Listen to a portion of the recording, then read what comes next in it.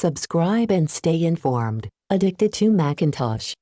Hi, how to use old iPod with Bluetooth EarPods. If you want to use your new AirPods or Bluetooth headphones with your old iPod, you will soon discover that there is no Bluetooth capability on the old device. There is a way around this. All you need is a Bluetooth audio transmitter. I found one on Amazon, very inexpensive, cost me a bit less than $10. All I have to do is connect the transmitter to my iPod with the audio connecting cable, get the music playing, turn my Bluetooth headset on, and set them on pairing mode. You make sure that your dongle is set to transmitter, and not to receiver mode, and then set it on pairing mode. In seconds, there will be music playing from your old iPod to your Bluetooth headphones or AirPods. The transmitter that I bought can be charged and has about 6 to 7 hours playtime, so I can enjoy long play sessions from my iPod. The sound is good, not very loud, but good enough to enjoy the music. I am quite happy about this. It's that simple.